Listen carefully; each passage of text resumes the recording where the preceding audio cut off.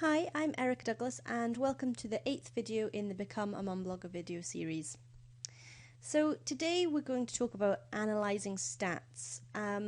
Why do you need to analyse your stats? Well, if you really want to understand what your blog is doing, if you're taking it a little bit more seriously than just a hobby and somewhere to write, you need to understand what your blog is doing so you know how to grow it. And the package that I favour for doing this is Google Analytics, and I'm going to show you a Google Analytics page right now.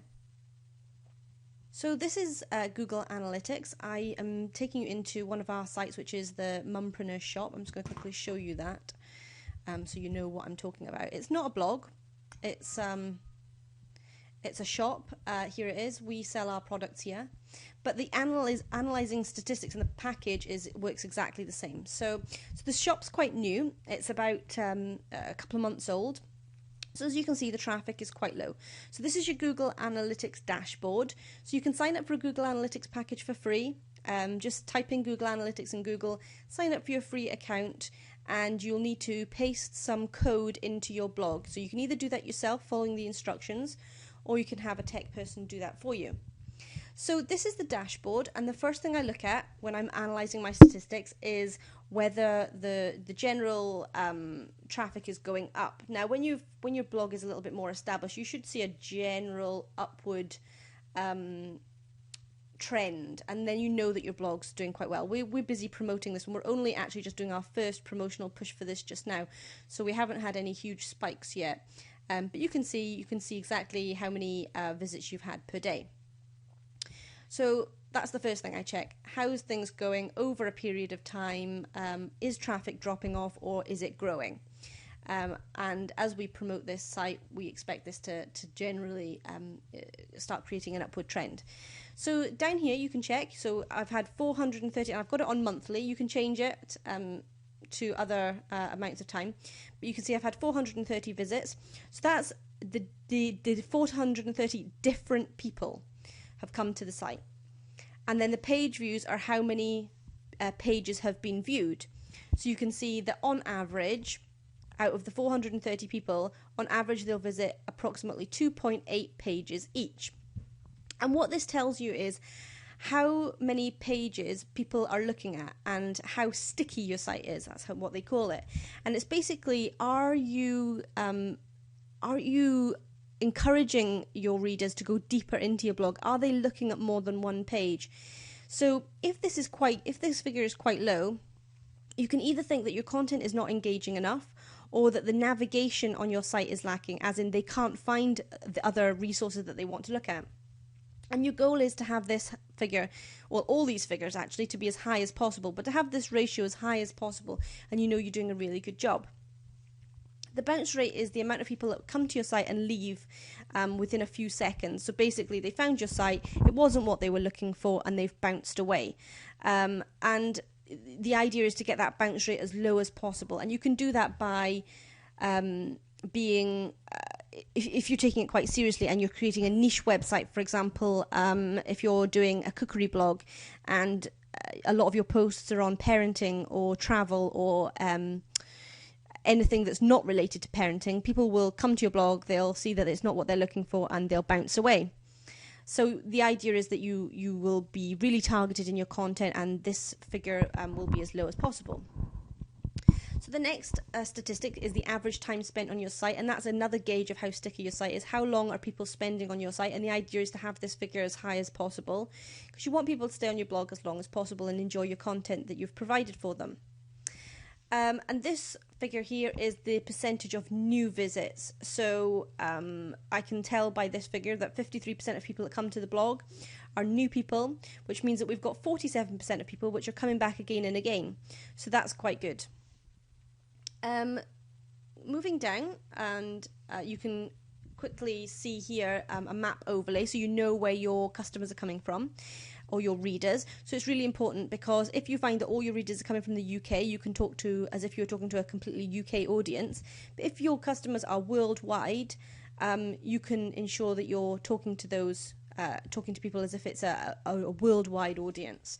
And as you can see, we are predominantly Australia, UK, and America. So basically, that's exactly what I would expect, and I would ensure that the products I'm creating are specifically for those audiences. And if it's content you're creating, then obviously the content. So I'm going to quickly show you traffic sources overview. So I'm going to review the report, and there are three main types of traffic. So that's direct traffic. So that's people that have come direct to your site. They've typed whatever your URL is into the sidebar, and they've come into the web address, and they've come direct to you, or they've got a link somewhere.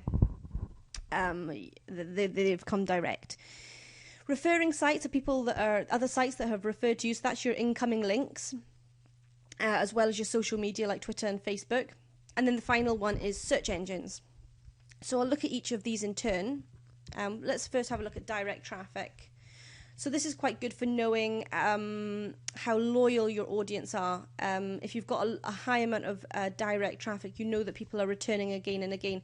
And if it's important to you to have a loyal audience, that's the figure you want to be focusing on increasing.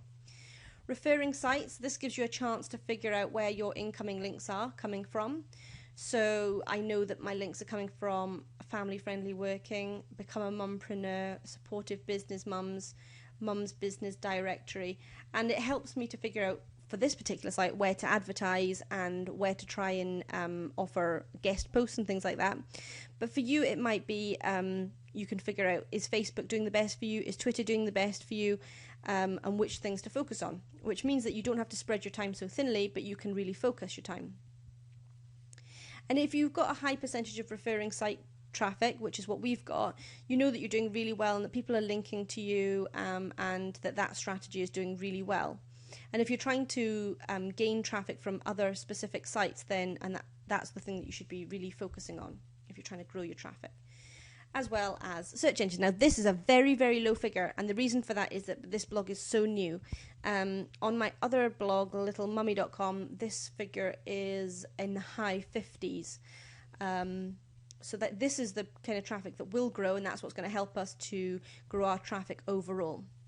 And in here you can see what traffic is coming from the search engines and which search engines that's coming from. So low figure, but we're growing that, and the more pages we can rank on, as discussed in the last video, the bigger the more traffic is going to come from search engines. And if this figure is low, you want to focus on search engine optimization, which we discussed in video 7. Search engine traffic is really important for this particular site because it's a shop and we're trying to attract people who want to buy things, and a lot of those people will be searching for things that they want to buy in search engines. So this figure is really important for us. And it helps blogs and niche websites to attract new audience members and new readers. So it is quite important to get search engine traffic as well. So quickly just moving over here, and we can have a look at the keywords that we're ranking for. And basically this is when you do your keyword research. If you've got a niche website on a specific topic like baking for wheat-free or gluten-free, then you will have certain keywords and phrases that you're going to want to attract to help you get the right sort of search engine traffic.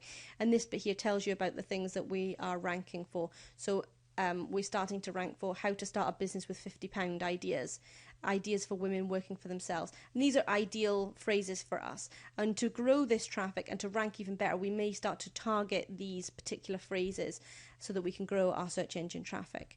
And we can see how we're doing with the ones that we are aiming to get. So going back, I'm going to show you now the last part. And we're not going too deep into it today because this series of videos is meant to be an overview, not meant to bore you to death or anything. So content overview, this gives you an opportunity to see what content is the most popular. So while I've got some strange codes here, what you should see is blog posts that are the most popular. So the front page is usually the first one, or about page, and then you'll be able to see, and you can go in and have a look at the full report, and you can see which content has really been of interest to your audience, so that you can create more of that content, and you can go into it further, how much time they spent on the page, people who landed on this page, how many did bounce away, etc., etc. So lots and lots of statistics. I mean, Google Analytics is all you'll ever need in terms of statistics. You never need to go any further than what we've got here. So that was a quick overview of analysing statistics. I hope it should cover everything that you need for a mum blog. So I hope that that's made things a little bit clearer for you, and that you can install that package and start to understand what your blog is really doing. And it is quite fascinating if you like your statistics. And if you don't, then you can happily and merrily continue blogging on whatever topic you want and not worrying about it at all. I hope you've enjoyed today's video. Thanks for watching.